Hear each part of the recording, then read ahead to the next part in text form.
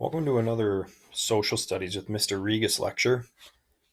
Today we're looking at the beginning of our fourth unit, Internationalism.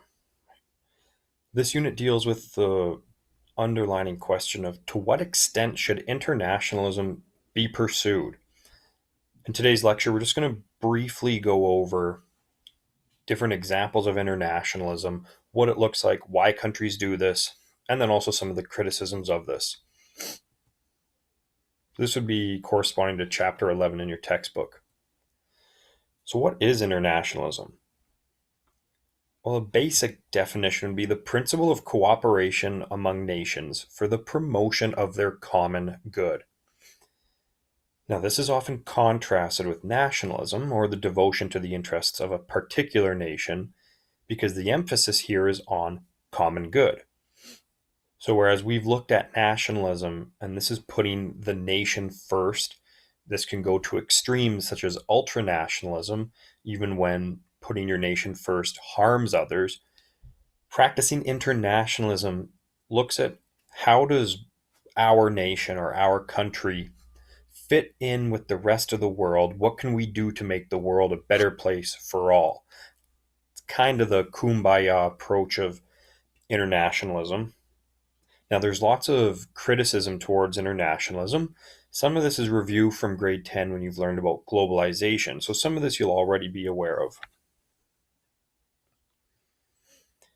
So there's three different types of internationalism. We're going to focus on one of them, but the following forums were founded by someone named Fred Halliday. He was a teacher of international relations, so it makes sense that he's talking about this stuff. The first type is liberal internationalism. This is the one we're going to look at the most. So this is the belief that through greater interaction and cooperation, nations and nation states can achieve common goals, especially peace and prosperity. Hegemonic internationalism. This is the belief that the world is being integrated based on unequal terms, so with the dominance of one nation or nation state over others. And revolutionary internationalism, the belief that conflicts within societies are determined by international factors and alliances. So let's look at hegemonic internationalism first. Now, to understand what this is, we need to understand what the root of the word hegemony is. This is exerting a dominating influence over other groups or societies.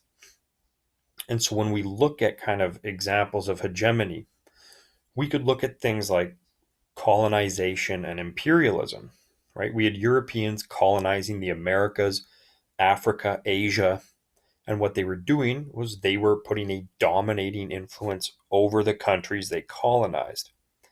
This has been the most to shape our modern world out of all types of internationalism, especially if you look at the 18th and 19th centuries going into the 20th as well. The hegemonic internationalism has been very influential. Some examples of this would be things like what you would see in language and culture. Some of this, again, should be review from grade 10. So you see things like the English language dominating the business world and people pushing aside traditional languages so they can speak in the language of business, or even Americanization, right? The dominating influence of Western culture. This is just a picture of different empires or who was colonized by who, and this would have been towards the 20th century. As you can see, there's a few strong forces from Europe exerting influence amongst other countries. So this gives you an idea of that hegemonic internationalism. Now, Marxist theory sees that the ruling classes manipulating the theories and values to push forward their worldview. And then here you see the greater dominance you have, the greater you can influence, the greater you can have your ideals spread. You could even see this with things like the Cold War in the United States. But most agree that even though the United States is powerful, they don't actually have the military and political power to be a true hegemon.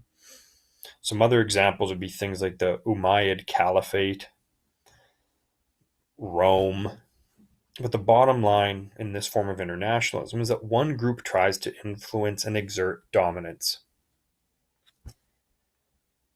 Revolutionary internationalism. This has its history dating back to the French and American revolutions.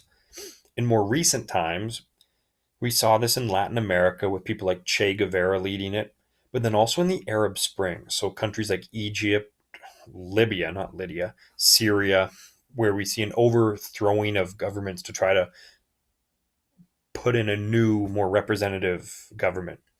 Now, this form is less common today. It has had a major impact on the modern world, though. And so, revolutionary internationalism is caused by economic and political alliances amongst modern nation states. We're going to focus the most on liberal internationalism. So, this is based on the optimistic belief that through greater interaction and cooperation between peoples, a common shared purpose will be created. Canada in the last 2 centuries has moved towards this practice of internationalism. This was developed following the two world wars. The hope was that it would prevent World War III. So you could ask yourself, is it working? At the end of World War II, the Bretton Woods Conference was one of these examples that really pushed these ideas forward. So you have the kind of mindset by John Maynard Keynes that economic stability equals political stability. And so if the world works together, because we all have somewhat common goals, then we'll be a more stable place to live. Organizations such as the United Nations was founded on the principles of this.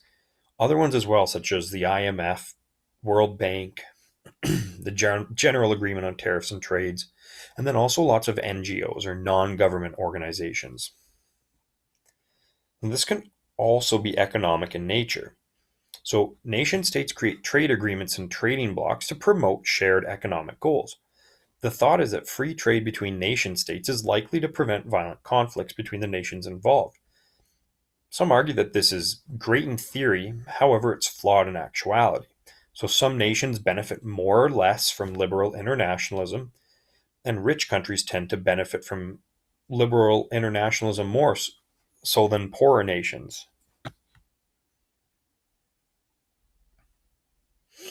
Here's an image, though, showing different trading blocks in the world. I don't expect you to know every single one of these. However, what you should be able to see is that the vast majority of the world's countries have similar goals, and this is shown through geographic trading blocks. So, purpose here, trying to increase free trade with your neighbors, because the belief is that through this, your economies will all prosper. Now, what are some motivations for internationalism? We have self determination, humanitarianism and global citizenship, peace and security, and economic stability. Self determination should be something that is somewhat of a review now for us, but this is the ability for a nation to fulfill its people's needs so that the nation can continue to grow and exist. So some nations pursue this through internationalism. So some examples of this could be that indigenous groups use international platforms to promote their culture and interests. Many nations need to be involved in international trade in order for their nation states to be able to meet their basic needs. And sometimes a nation's self-determination conflicts with their international neighbors. So things like the harvesting of the rainforest in Brazil, this has impacts on the neighbors. Smog and manufacturing in India and China. That smog does not only stay within their borders, or even the harvesting of fossil fuels in Canada's oil sands.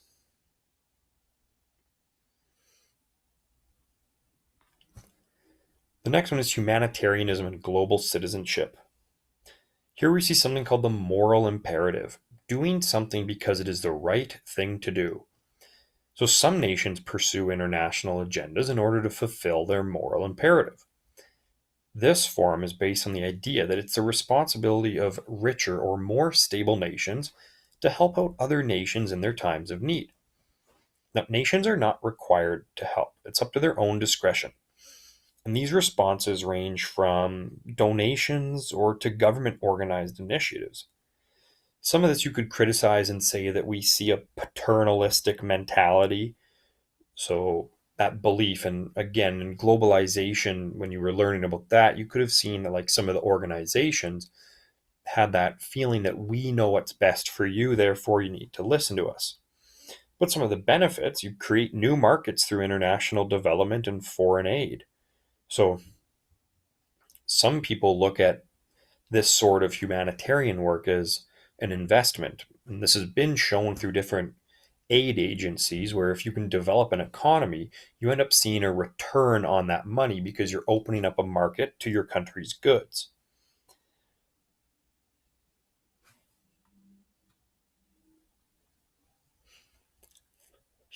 Now, here we also see peacekeeping and peacemaking falling into humanitarian motives for internationalism. So we'll talk about this stuff in greater detail later, but peacekeeping, this is the process of keeping peace or preventing violence. One of the things with peacekeeping is that they're not supposed to fire their weapons unless they're fired upon first. Peacemaking is the process of using force to force an end to violence. Now, peacekeeping is usually done through the United Nations, and Canada has had a major role in these peacekeeping missions. However, this has changed in more recent years. This leads us, though, to the next motive, and this is peace and security. So, citizens of a nation need to feel safe and secure in their nation state in order to prosper. I like to think of some examples such as how can people be productive if they have to be fearful of maybe getting shot by a sniper while they're walking to work through their city? Or how can you draw investment into your country if there's bombs going off, right? Or if driving down the road, you have to worry about hitting an improvised explosive device. So, peace and security is very important because this is required for you to prosper. Now, different forms of internationalism are needed for this. So, we see like threats to a nation state can lead to differing responses. There's also different types of international threats. So, you have things like continued poverty and environmental degradation. Poverty and the destruction of the environment have major impacts on people. Terrorism. Now, terrorism has been something that has fueled a lot of policy changes in Western countries. Yet the vast majority of terrorist attacks are in Middle Eastern countries such as Afghanistan and Iraq. Yet that's the sort of thing that has no borders because it's not necessarily being conducted by a state. Civil war. Now, this one is quite prominent today because one of the things we've seen in the 20th century since World War II, there's been very few wars that take place between different countries. The amount of wars that have been happening have been civil wars for the most part. So this is within a country's border. However, it spills over. If you look at the Syrian civil war, there's been over 11 million people displaced. That's a lot of people now that are in other countries. So civil war, even though it's within one country, it impacts others. You also have conflicts between states. So here you could say, such as maybe Russia and Ukraine, or the proliferation of weapons of mass destructions. So here's a picture of a North Korean missile. So even though there's been a reduction in the amount of nuclear warheads on the planet, we still see countries pursuing these WMDs. Organized crime is also a type of international threat. One of the things you would see here is, things like the drug trade or human trafficking. And so here, going back to civil wars, violence is more than likely to spill over at some point. Refugees flee to escape the violence. But so what you see is supranational organizations such as the United Nations or NATO working to help together to try to prevent these international conflicts. Now, economic stability. Some nations will interact on an international level in order to secure their economic security. Nations and nation states buy and sell goods on the international market, and we see things like trading blocs and groups such as NAFTA and the Trans Pacific Partnership create rules and terms for international trade between the groups involved. The reason people are creating these agreements is because they have common goals of economic security. Now, some of the motives against internationalism. Some nations do not feel that their political stability is threatened by events far away from them in the world. The United States is a good example of this in both World War I and World War II. What was going on in Europe initially did not directly affect the United States. So you see a lot of people who think their country should mind their own business. This is evident in Canada to, I'd say, quite a big extent. There's a big push against what people would call globalism or the global agenda. Even during the COVID-19 crisis, we see this with people criticizing organizations such as the World Health Organization. So, American isolationism during both World War I and World War II, this is a good example. So, the USA historically practiced isolationism following independence from Great Britain. So, leading up to World War I and World War II, they figured it did not concern the sovereignty of the United States. However, they were forced into both wars. Now, America practicing isolationism is not actually completely true, though. We do see the United States, even though they're preaching isolationism, they still practiced imperialism as well, such as in the Philippines, the American Philippine War, 1899 and 1902. So, about 6,000 US soldiers and 16,000 Filipino soldiers killed. And the Philippines remained an American colony until 1946. Now, after World War II, this point of view of Americans changed, and this was under the leadership of President Roosevelt. So FDR had major influence in the reconstruction of the European map following World War II. You then have the Cold War starting, and we see this with the USSR from 1945 to 1989. You then have the USA going to war in Korea, Vietnam, and Iraq in the course of the 20th and then 21st century. So this would be an example of avoiding internationalism because the US wasn't always cooperating with other countries, yet they were claiming their sovereignty was under direct threat by international forces, whether it was communism or terrorist attacks. So international involvement in the Iraq War. Following the terrorist attacks on 9/11, USA and its NATO allies wanted to invade Afghanistan, where the Al-Qaeda terrorists came from, and later Iraq in order to punish and deter terrorist attacks. NATO approved the mission into Afghanistan. The UN never did. But then when the USA decided to invade Iraq, neither NATO or the UN approved the mission. So Canada sent troops to Afghanistan, but never to Iraq. We do today have troops in Iraq fighting ISIS and training the Iraqi army, though. Rwanda is another good example, and you should already be somewhat familiar with this. So, following the killing of 800,000 Rwandan citizens during the genocide, the world largely acknowledged this as a failure of the UN. They didn't intervene because the Security Council didn't acknowledge what was happening or was, in fact, a genocide. If the UN had called it a genocide, they would have been forced to act by international law. At the time, though, they were calling it a civil war.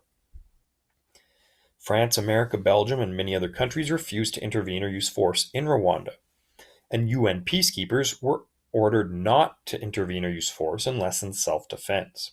I'll talk more about the Rwandan genocide and peacekeeping in a later lecture, but you do see, though, France has a bit of a controversial role here.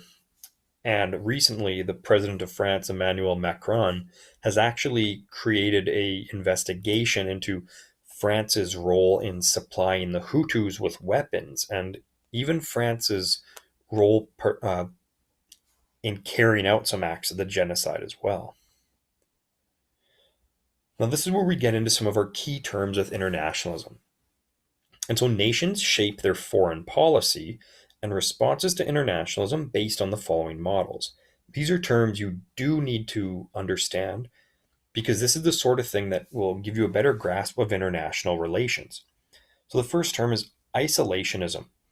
Fairly straightforward. This is staying completely out of world affairs. There's not many examples of countries practicing this on a large scale. Japan was isolationist for 2 centuries. Switzerland has tried to stay out of big disputes, but they still have many economic ties with other nations. And then even countries like North Korea, that people think are really quite isolated, they still even have transnational corporations that have built monuments and statues throughout Africa and Europe. So there's really no country that's practicing complete isolationism. However, on an event by event basis, you might see more of this. Next up, we have unilateralism. So we look at the root of these words, and in this one, it's uni. So this is like one. So going at it alone or acting by oneself. You could think of like a unicycle has one wheel, unibrow, one eyebrow. An example here would be like the United States in the Iraq War. Yes, they had some people go with them, but the United States was acting unilaterally. They did not care about the international community's response. They were going into Iraq with or without them. Bilateralism is agreements between two countries, right? Look at the root there, bi. Lots of examples of this. So, India and Nepal have an agreement between the two countries promoting economic growth and free movement of people. There's lots of these sort of agreements between two countries. The next stage from bilateralism is multilateralism. So, multi being multiple. So, many parties acting together as one. Some examples here are things like the Kyoto Protocol or NATO. And then we have supranationalism. Now, this is when nations agree to go along with decisions made by an international organization, so such as the UN or the EU. With supranationalism, you could say that some of a country's or nation's sovereignty must be sacrificed. These are some of the key terms, motives for internationalism, and criticisms of it. Thanks for listening. We're going to go into these in greater detail later.